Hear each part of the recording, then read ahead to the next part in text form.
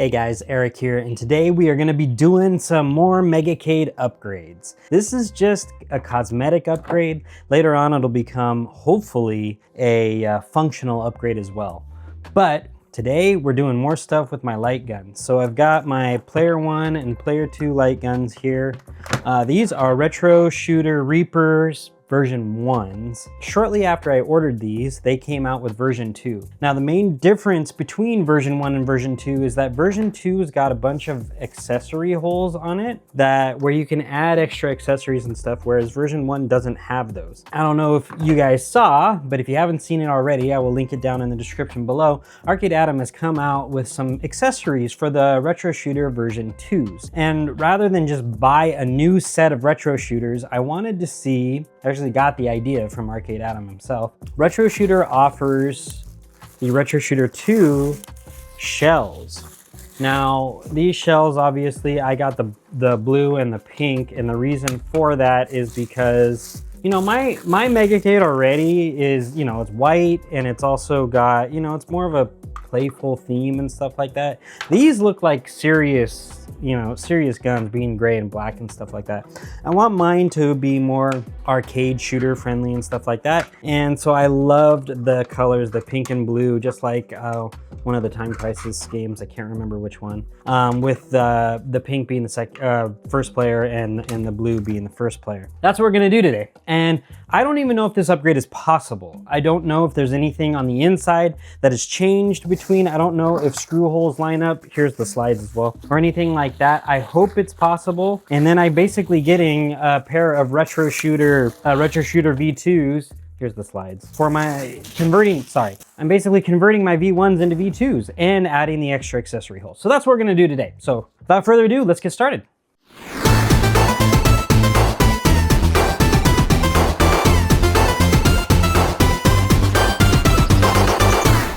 This is my Player 1 Reaper V1, and this is the gray one, and this is going to be the pink one here. So as you can see, these are the extra accessory holes I'm talking about. This allows you to add things like a stock and stuff like that on the back. I don't know, the screw holes here just visually seem to line up. So I hope this upgrade is possible. The buttons also seem to line up. So I do hope that this upgrade is possible and we can do this. Either way, we're gonna see how and if we can do this.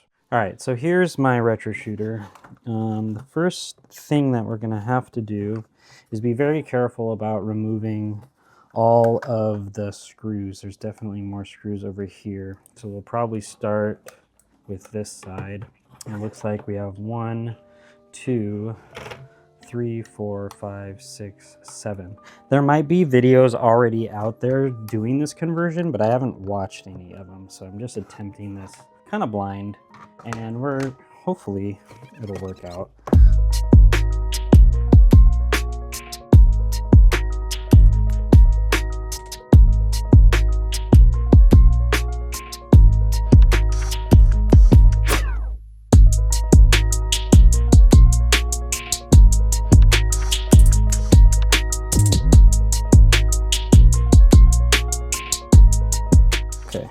So now that lifts out, and we have LED panel.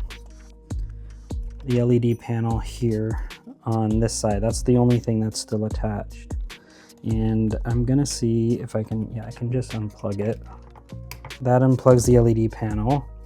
So you can see the LED panel, and that's probably the first part. This is held in by 2 Phillips head screws. That's probably going to be the first part that we end up putting in the new shell, is that LED panel. So I'm going to take it out here, 2 Phillips head screws. I'll set that over there. And there is going to be an LED panel obviously on the other side as well. So here's the panel with the LEDs, and also you need this part, the LED, the actual diffuser for the LEDs, because the new shells don't have it. I should be able to just push this out. So we'll push that out, and there we go. Okay, so now we have one shell off completely. Wasn't too bad. This is going to be the LED bar right in there, so it's there. And we will put the LED panel back on immediately, just so that we do not forget it. And I don't want to forget where it went or anything like that.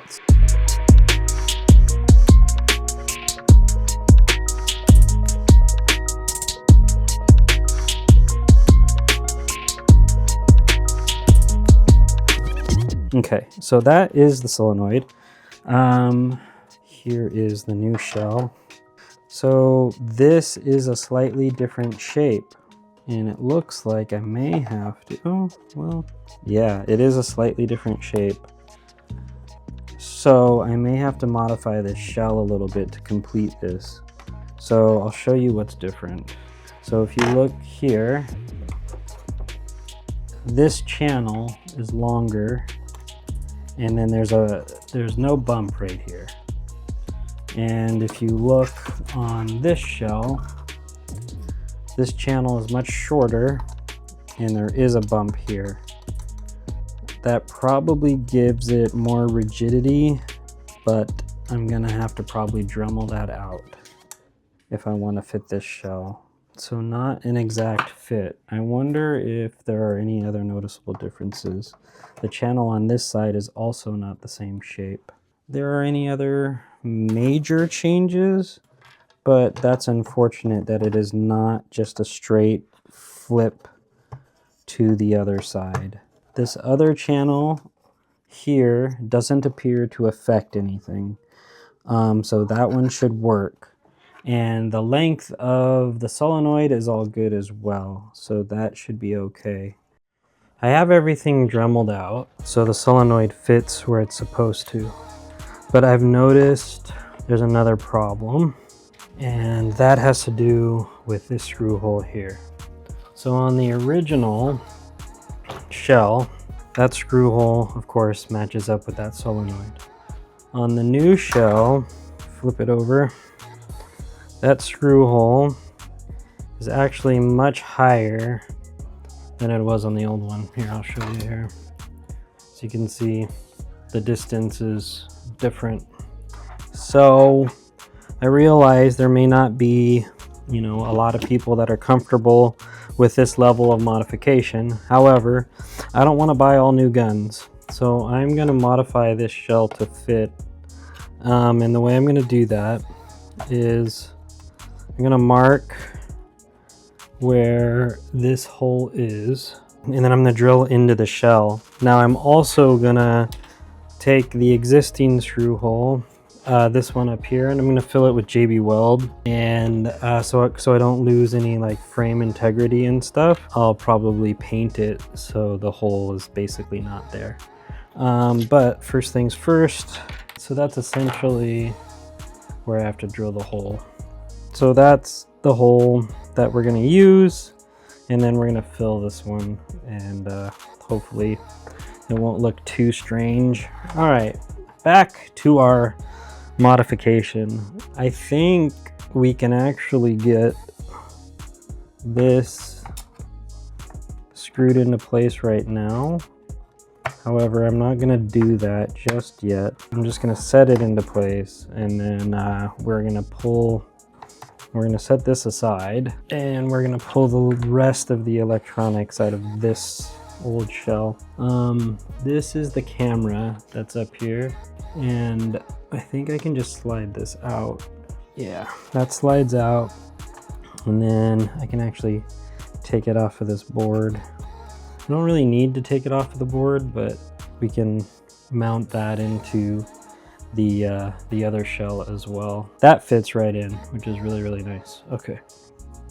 Since they are all keyed, you don't really have to remember where they go. And now we can mount the board, the main board, into the new shell and make sure everything kind of lines up. I'm kind of committed at this point, so if something doesn't line up exactly, we're gonna make it line up exactly. But it looks, the good news is it looks like this does line up exactly. So now we can actually, I can take out the solenoid. Oh no, I need the solenoid there. Oh, and I also need the LED thing there. All right, so we'll then put the board back, and then we can put the mounting screws for the board back in.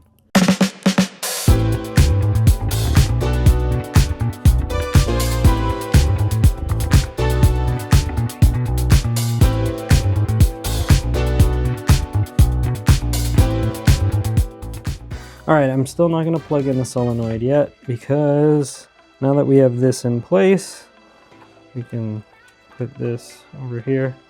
Now we can work on pulling out the rest of this. So there are a couple more things that need to come out. So we have this button down here, we have our trigger assembly, and then we have our vibration motor. I'm just looking at the other shell to make sure it looks like stuff lines up. Trigger assembly looks like just pops out, which is good.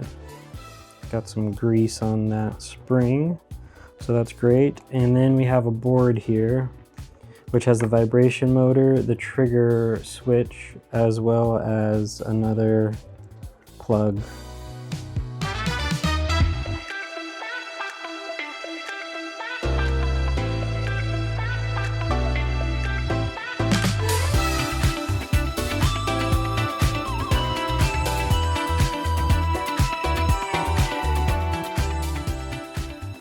Can't imagine they would change that, and it doesn't look like they have. That fits right over, which is fantastic news.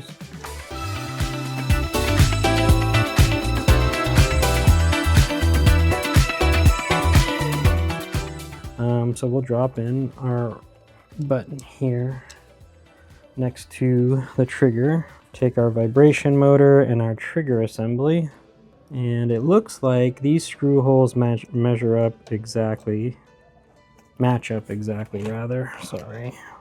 Get you a better view here. Put the vibration motor in, and then we'll set the trigger assembly in, and we will put the screws in.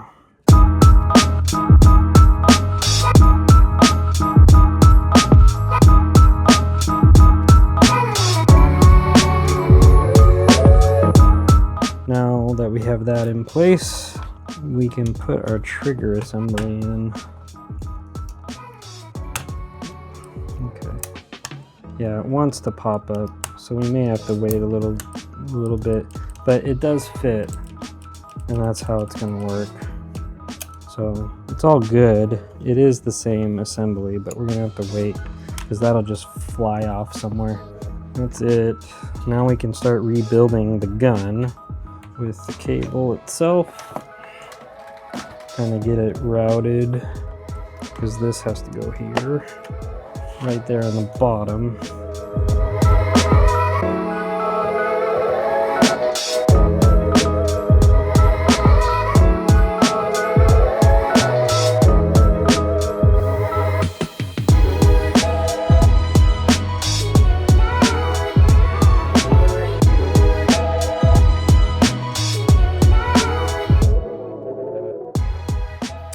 The last two issues that I see with this conversion to the new shells, that the new shells have a button in the handle on that side right here. Sorry, it's hard for me to hold it in this way, but this button on that side, as well as the same button on the other side. So I believe this means that the Reaper version 2s have that same button on both sides for, I assume, for both left and right handers. So that means that on this side, there's gonna be a hole, which isn't gonna be great. So what I'm gonna do, I have a good friend of mine, Mr. Arcade Adam, 3D print a button or something to go in here. It won't be functional, but at least it will cover up that hole. The last problem has to do with this little bump here. Because this screw hole sits underneath the slide, the original screw hole sits below the slide. So the slide would sit up here, and then this is the wrong one, but the slide sits like this. So that screw hole is just below the slide. The new one's underneath the slide, which is why it has to be recessed. And because it needs to be recessed, the screw needs something to grab onto. So that is why there's this bump. So I am gonna have to shave this down. And this bump exists on both sides of the shell. So I will have to shave this down on both sides. And the reason I will have to do that is because it rubs against the solenoid, making the shell not able to close all the way around the solenoid. I'm gonna remove the electronics from here again. I have finished those modifications and hope that that is the final time we have to Dremel things out in this.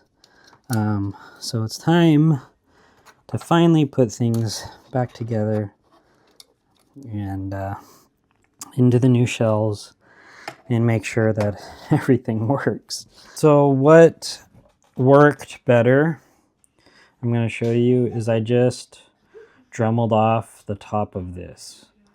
So it's shorter. Rather than keep hacking away at the shell, this seemed easier. It took a few passes with a cutting wheel, but the cutting wheel did go through it. Now it should fit pretty cleanly in there. And there we go. We shouldn't have to worry about any other fitment issues, I hope. And I think that's what I'm going to end up doing to the other side also, to fix those fitment issues. If I had one complaint about taking these guns apart, it's this trigger. I wish there was just a lock that kept the spring in place. I mean, it wouldn't be hard to just have a pin down there that holds the spring. But anyway, I digress. Oh, I forgot to plug this in. No, I have to plug this in while holding down the trigger and not damaging the gun. Okay. Okay. All right. So this is what I'm dealing with. The back of the shell is not fitting 100%. The front of the shell fits fine. It's just the back of the shell. And I have to find out why.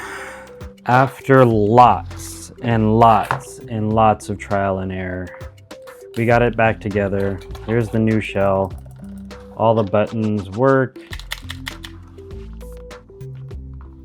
Analog stick works. Buttons on the side work. Slider works. This is the hole that we need to plug up, probably with a 3D printed part. Slide works. The only thing is, so if you look real close, you can see where the screw hole is. This is the new one that I drilled that matches with the old one. Same on this side. You can see a little part there. Everything else fits together, nice and snug. We're gonna plug it in. A couple things I will mention right off the bat. The trigger is not as easy to pull. I mean, it's totally doable, but it's not as easy as the original. I don't know why. Maybe it fits slightly tighter, or maybe it sits for a little further back. That's okay. Everything else seems exactly fine. We're gonna plug it in and try it, and then I'll give you final thoughts on this upgrade. All right, here it is, plugged in. You can see LEDs all work. I don't know. Yeah, there we go. Okay. The slide sounds a little different. I suspect, yeah, the slide is different. I suspect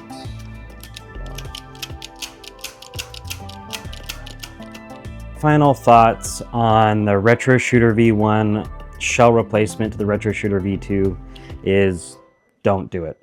I tried to do it to save a little bit of money, and I was able to shove it in there, but it's literally like trying to install a DVD player or a VCR inside a horse. They did so many things, so many little annoying things to the inside of the shell. They must have changed the solenoid. I think the solenoid in the V2 is completely different. If you've taken apart both, please confirm that down in the comments below. But the solenoid must be different. I got mine to work, but I'm not happy about it. And the reason I'm not happy about it is because the trigger doesn't feel the same.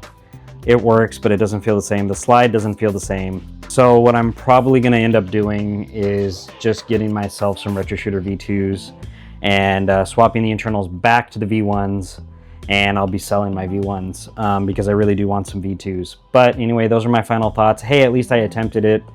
It was rough. I wanted to see if it was possible, found out it wasn't, you know. Can't always be a winner. So anyway, I hope you guys enjoyed that video. Hope you guys enjoyed my frustration. Please like and subscribe, and I'll see you on the next one. I hope you guys found that one useful. At least I attempted it. All right. See you guys in the next one.